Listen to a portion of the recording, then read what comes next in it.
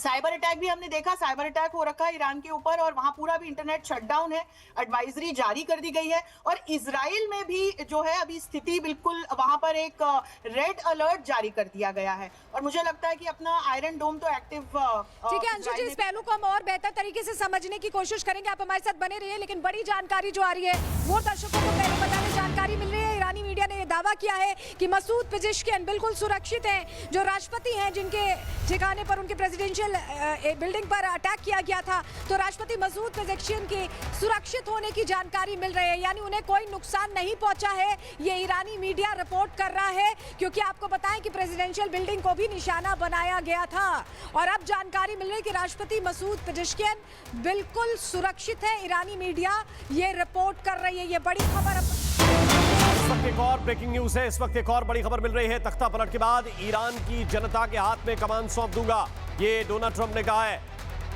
तख्ता पलट उनका मकसद है, ईरान की सत्ता को हटाना उनका मकसद है और ईरान की जब सत्ता हट जाएगी, तख्ता पलट हो जाएगा, तो जनता के हाथ में कमान होगी। यानी कि ईरान की जनता को अपने पक्ष में करना चाहते हैं। ये बयान जारी करके डोनाल्ड ट्रंप ये बताने की कोशिश कर रहे हैं कि उनका मकसद केवल सत्ता परिवर्तन करना है, इन लोगों को हटाना है और लोकतांत्रिक सत्ता स्थापित करेंगे, यानी कि जनता का शासन वहां पर होगा। ये डोनाल्ड ट्रंप कहने की कोशिश कर रहे हैं। लेकिन बहल साहब, ये सवाल बहुत स्पष्ट है। डोनाल्ड ट्रंप जो बात कह रहे हैं वो अपने लोगों को वहां पर सत्ता में लाना चाहते हैं, एक लोकतांत्रिक सत्ता स्थापित करना चाहते हैं। दो बातें एक साथ वो कहने की कोशिश कर रहे हैं। क्या युद्ध के माहौल में ये बात उन तक पहुंच भी पाएगी जिन तक वो कन्वे करने की कोशिश कर रहे हैं, क्योंकि इंटरनेट पूरी तरह से शटडाउन है? बिल्कुल सही कह रहे हैं आप। साइबर अटैक हो चुके हैं और इंटरनेट को शटडाउन किया गया है और दोनों रीजन से भी शटडाउन होगा। इंटरनली भी वो चाहते होंगे कि इंटरनेट शटडाउन रहे, लोगों के पास वो खबरें ना पहुंचे जहां पे बहुत ज्यादा डेथ या डिस्ट्रक्शन हो रहा है। लेकिन साथ में मैं ये भी कहूंगा कि जैसे आप बिल्कुल सही कह रहे थे कि लॉन्ग रेंज मिसाइल्स तो एक बहाना है, उनके पास इतनी ऑपरेशनल मिसाइल्स लॉन्ग रेंज नहीं है और अमेरिका के एयर डिफेंस सिस्टम्स इतने स्ट्रांग हैं कि उनका कोई भी इफेक्ट अमेरिकन मेनलैंड पे नहीं हो सकता, तो वो एक बहाना है।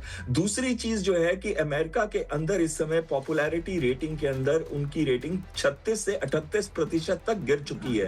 एप्स्टेन फाइल्स में उनका नाम आ चुका है और जो उनकी पॉलिसीज हैं, मैं एक रिपोर्ट पढ़ रहा था, उसके हिसाब से कह रहे थे कि उनकी स्टेबिलिटी, जो मेंटल स्टेबिलिटी पे है उस पे भी प्रश्न उठा रही है वहां की जनता। और बहुत सारे परसेंटेज है, बहुत हाई परसेंटेज है जो ये कह रही है कि वो शायद इतने स्टेबल नहीं है उम्र के साथ। और साथ में बात आ जाती है कि जब आप बात करते हैं तख्ता पलट करना, आप मुझे बताइए कि अगर सपोज आप हैं ईरान के लीडर, अगर आपको कोई कहे कि आप देश छोड़ के भाग जाइए, तो क्या आप छोड़ के भाग जाएंगे? जब तक आपकी सेना और जब तक आपका पूरा का पूरा जो जमा खरा है, जो कि वेपन सिस्टम्स हैं, बैलिस्टिक मिसाइल्स हैं, ड्रोन्स हैं, आपकी जो भी आर्मी है, लोकल जो ग्राउंड आर्मी है, वो इतनी स्ट्रांग अभी भी है कि वो उसके ऊपर उतना मेजर डैमेज हो ही नहीं सकता। एक दिन के अंदर तो क्या, उसके अंदर 10 दिन के अंदर भी उतना डैमेज नहीं हो सकता। हाँ, जरूर है कि तबाही बहुत होगी, लोग भी बहुत मारे जाएंगे, मिलिट्री लीडर्स भी मरेंगे, मिसाइल साइट्स पे भी अटैक होंगे, न्यूक्लियर साइट्स पे भी अटैक होंगे। लेकिन साथ में ये कहूंगा, ये सब कुछ साइकोलॉजिकल प्रेशर बनाया जा रहा है तख्ता पलट करने के लिए